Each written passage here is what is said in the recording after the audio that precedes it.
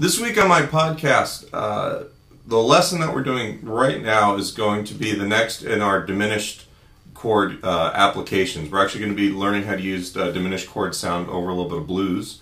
But this is one of two, maybe three podcast lessons that we're going to do this week. I've got one more, and then Tom Harkenrider will probably be putting one out this week as well. And they'll all be going out in my iTunes podcast. And part of what we're doing is we actually just started something new on the website, which is that we actually do guitar classes via Skype. We tested the technology this week and it works pretty well.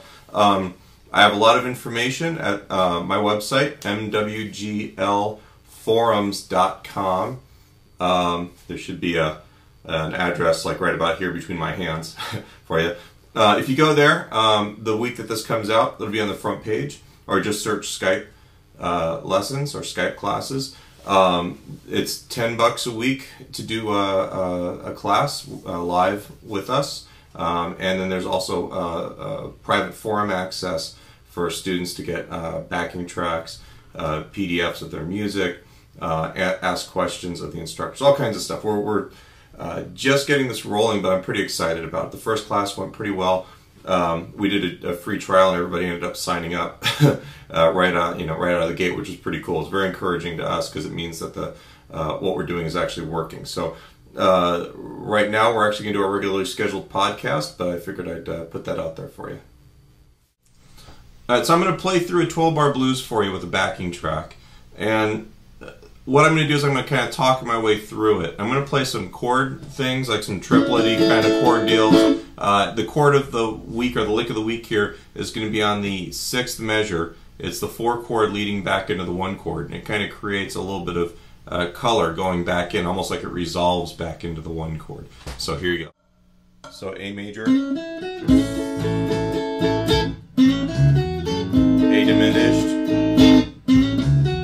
A major, A7, A diminished, D. Here's the lick of the week. Back into the 1 chord.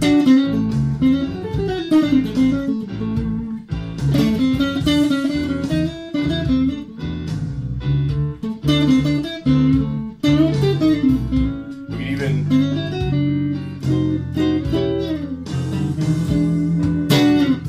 even stick it there in the turnaround. But we're just going to actually look at that lick of the week right now. Alright, so we're playing, it's an E flat or D sharp, they're the same thing, diminished arpeggio with a little chromatic deal leading up into the 3rd of the A chord. Alright, so we're just, instead of just playing that, and it even works like when you're comping, like if we're playing A, 2nd bar of the 12-bar blues, 3rd bar, now we're into the 4 chord. That's where we would put that lick, but you could also use it as a chord. And there's even times where I'm comping, and this is written in the notation. I'm not going to go through this right here, but I'll be playing a D, and then I'll go A diminished into the A chord, and it kind of gives me a kind of a way of getting from 1 chord to the other in a little jazzier style. I use that in the jump blues. I actually stole that from Kirk Fletcher from a video of his on YouTube. But I've heard a lot of guys use that.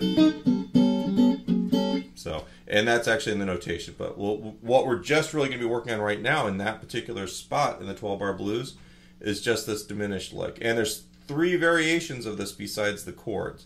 All right, and we're just going to use the one that I did in the solo, but you can use any of those variations depending on what you want to do. So we start on the D sharp, all right, which is the 6th fret on the 5th string. And we're just going up a diminished arpeggio, which you should have, I believe, from the last week's lesson. So you're going 6th fret, 5th string, and then 4 and 7 on the 4th string, 5 and 8 on the 3rd string, 7 on the 2nd string, 5 and 7 on the 1st string, and then we have a little chromatic, actually, I missed one. When we get up to the 1st string, we're going to go 5, 7 is our kind of our little passing tone. This is actually the next note in the diminished arpeggio, which is 8, and then we're going to lead into the 9th fret, which is the 3rd of an A7 chord, which is the 1 chord in this. So that's, you know, we're playing this arpeggio and then ending on a chord tone in the next possible chord. All right, and some of the variations where we're going back down to the 5 of the A chord. Whoops. You know, there's a couple things written on the page, but experiment with that. You know, whether it's just tossing the chord in there, it gets to the, you know, the 4th.